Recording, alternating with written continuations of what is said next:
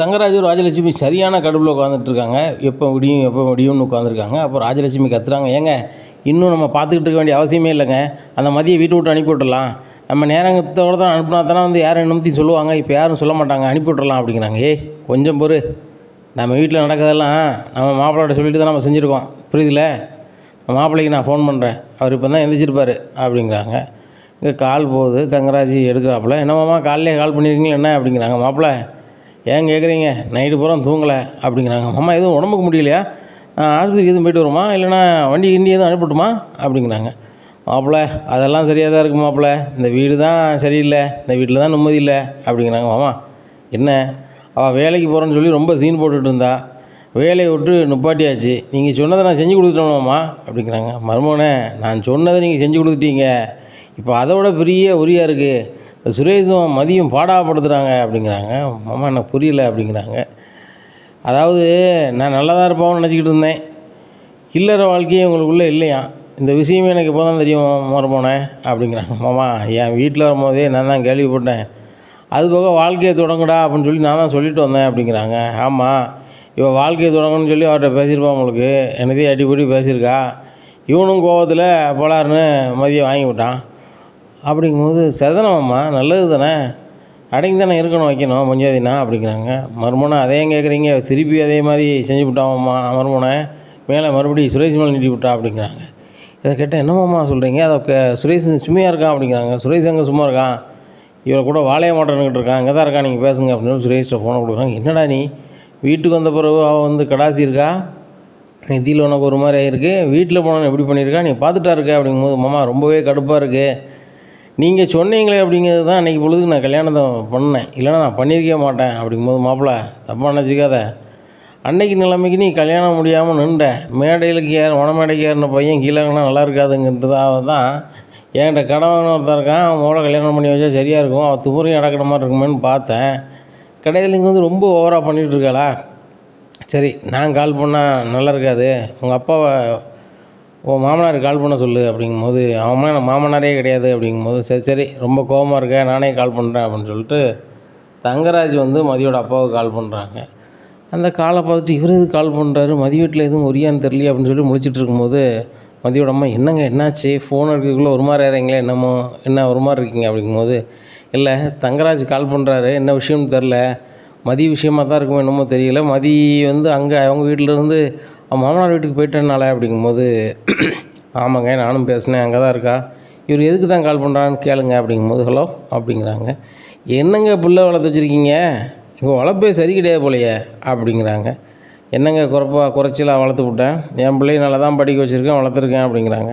படிக்க மட்டும் வச்சா போதுமா, யார் யார்கிட்ட எப்படி இருக்கணும் எது இருக்கணும்னு சொல்லி கொடுக்குறது இல்லையா, வாழை பண்ண வீட்டில் இப்படி தான் பண்ணுவாளா அப்படிங்கும்போது, இங்கே பாருங்கள் எனக்கு தலையும் புரியலை வாழும் புரியலை, ஒழுங்கு மரியாதையாக சொன்னால் தான் எனக்கு தெரியும் அப்படிங்க. ஓ ஏன்டா கடவுங்க மூலம் அன்றைக்கி வந்து சாரு ஐயா உங்களை விட்டால் எனக்கு யார் உண்டுமா அண்ணன் அப்படி இப்படிலாம் பேசுவீங்க, இன்றைக்கி இப்படி பேசுகிறீங்க அப்படிங்கிறாங்க. உடனே ஏங்க நான் ஒன்றும் பேசலைங்க, மதி வீட்டில் என்னாச்சு, மதி என்ன பண்ணா அப்படிங்க. என்ன பண்ணல, சுரேஷ் தாம்பத்திய வாழ்க்கை வாழணுன்ட்டு இது பண்ணியிருக்கான், அதில் வந்து முரண்டு பிடிச்சிருக்கா அப்படிங்கும்போது, ஏங்க அவளுக்கே வேலை போயிடுச்சு வச்சிச்சின்னு சொல்லி அவள் ரொம்ப இதில் இருக்கா, மன சங்கடத்தில் இருக்கா, இந்த நேரத்தில் மாப்பிள்ளை இப்படி பண்ணால் எப்படி அது ஒத்து போவா, கொஞ்சமாவது வேண்டாமா அப்படிங்கும்போது, அதானே அவளுக்கு சொல்லி கொடுத்து வளர்த்துருக்கணும் வச்சுருக்கணும், அதுபோக சுரேஷ் மேலே கை நீட்டிருக்கா அப்படிங்கும்போது, இங்கே பாருங்கள் என் பொண்ணு அப்படி செய்கிறவா கிடையாது அப்படிங்கும், உங்கள் பொண்ணு தானே சூப்பராக செய்ய மாட்டா அப்படிங்கும்போது, சரி இப்போ என்ன அதை சொல்லுங்கள் அப்படிங்கும்போது, சுரேஷ் மேலே கை நீட்டா இப்போ ஏற்பட்ட பிள்ளைகள் வேண்டாம், நீங்கள் தானே பார்த்து கல்யாணம் பண்ணி வச்சிங்க,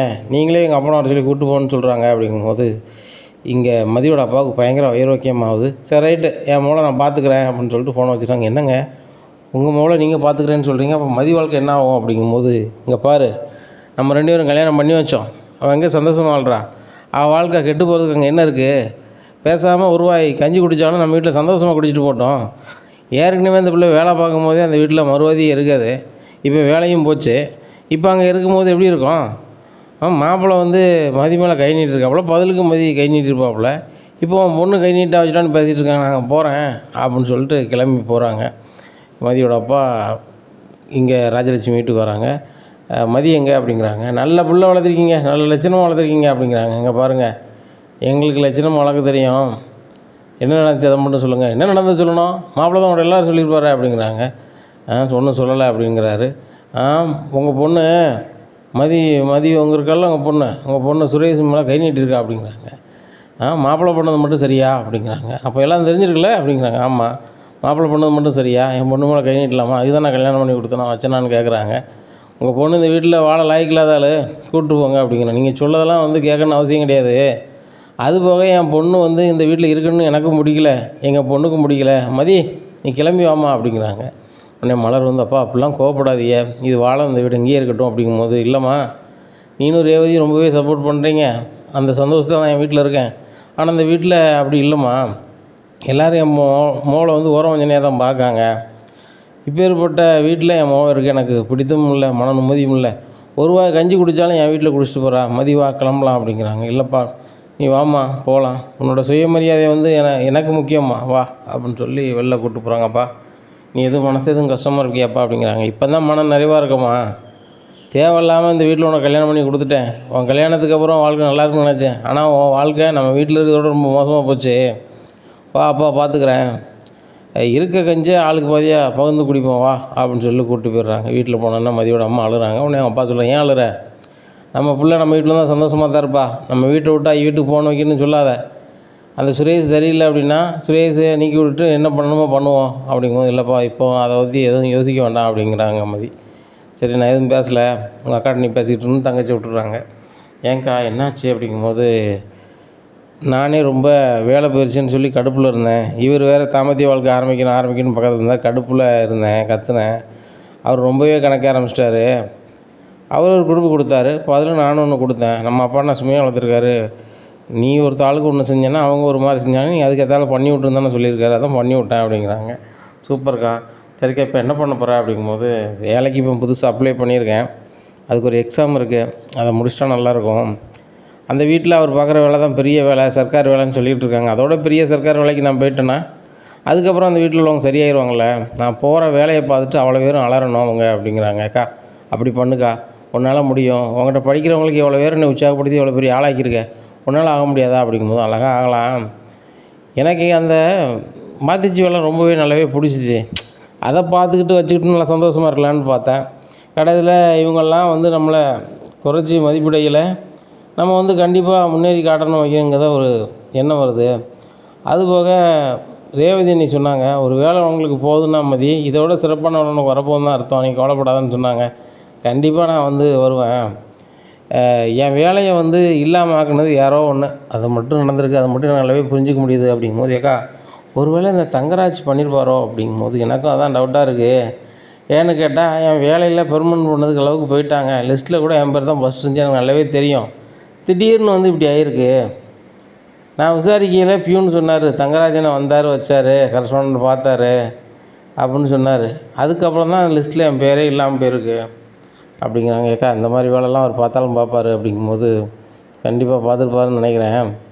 அந்த ஒரு மிஸ்ஸு வந்து இன்றைக்கி ஈவினிங் சொல்லுதன்னாங்க, ஈவினிங் பேசிப்போம் அப்படிங்கிறாங்க.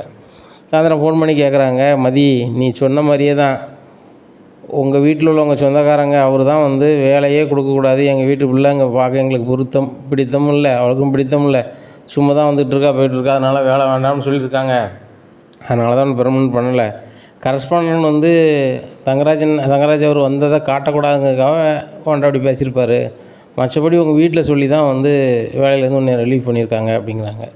இதை கேட்ட மதி, அப்படியா சரிக்கா ரொம்ப நன்றி அப்படின்னு சொல்லி வச்சிடுறாங்க. வச்சுட்டு அவங்க தங்கச்சி சொல்கிறாங்க, நம்ம நினச்ச மாதிரி தான் என் வேலை இல்லாமல் ஆக்குனது இந்த தங்கராஜ் தான், தங்கராஜுக்கும் இந்த சுரேஷுக்கும் நான் யாருன்னு காட்டி ஆகணும் அப்படிங்கிறாக்கா. என்னக்கா பண்ண போகிறேன் அப்படிங்கிறான். அதான் ஒரு எக்ஸாமுக்கு அப்ளை பண்ணியிருக்கோம்ல, அது வரட்டும், வந்து பரிட்சை எழுதிக்கிறேன், பாஸ் பண்ணிக்கிறேன், அதுக்கப்புறம் அவங்க முன்னாடி போய் நிற்கிறேன், அதுக்கப்புறம் அவங்க என்ன பதில் சொல்கிறாங்கன்னு பார்க்கலாம் அப்படிங்கும்போது, ஏக்கா அது மட்டும் இல்லைக்கா அவங்கள சும்மா விடாத அப்படிங்கிறாங்க. நான் ஏன் சும்மா விட போகிறேன், அவங்க செஞ்சதுக்கு வட்டி முதலமாக கொடுக்க போகிறேன், கொடுக்கணும்ல அப்படிங்கிறாங்க. ஆமாக்கா அந்த தங்கராஜ் வந்து ஓவராக நம்மகிட்ட வந்து வட்டி கொடுத்துட்டாப்புல, நம்ம அசலை எப்படி வாங்கணுமோ வாங்கணும்லக்கா அப்படிங்கிறாங்க. வாங்கிடுவோம் விடு அப்படின்னு சொல்லி சிரிக்கிறாங்க. அப்படியே நாட்கள் அப்படியே நகருது. மதி ரேவதிலாம் தினம் ஃபோன் பண்ணி பேசுகிறாங்க. அப்போது ஒரு நாள் எக்ஸாம் போயிட்டு வராங்க, அவங்க அப்பா கூட்டி வீட்டுக்கு வராங்க. அதில் இருந்து ஒரு 10 நாள் கழிச்சு ரிசல்ட் வருது. மதி நீ அந்த எக்ஸாம் பாஸ் பண்ணிட்ட, இன்னும் நேர்முக தேர்வு மட்டும்தான் இருக்குது அப்படிங்கிற நேர்முக தேர்வும் போகிறாங்க. போய் பாஸ் பண்ணி சொந்த ஊர்லே வேலை வாங்குதாங்க. வாங்கிட்டு நாளைக்கு இங்கே வரணும் அப்படிங்கும்போது சுரேஷுக்கு சொல்கிறாங்க, இந்த மாதிரி முக்கியமான நம்ம அதிகாரி வராங்க, எல்லோரும் போய் அவரை பார்த்து மரியாதை சொல்லணும், செலுத்தணும் வாங்க அப்படின்னு சொல்லி அதுலேருந்து எல்லோரும் போகிறாங்க. ஜீப்லேருந்து இறங்கி வராங்க ஒரு அதிகாரி. அது யாருன்னு பார்த்தா மதியை பார்த்தோன்னா பயங்கர ஷாக்கு. இவ்வளோ எனக்கு உயர் அதிகாரி அப்படின்னு சொல்லி பயங்கரமாக முழிக்காங்க. என்ன மிஸ்டர் சுரேஷ், உங்களோட பெரிய அதிகாரி வந்தால் வணக்கம் பண்ணணும் உங்களுக்கு தெரியாதா அப்படிங்கும்போது, வணக்கம் மேடம் அப்படின்னு சொல்கிறாரு. இனி என்ன நடக்கும் அப்படிங்கிறத பொறுத்து வந்து பார்க்கலாம்.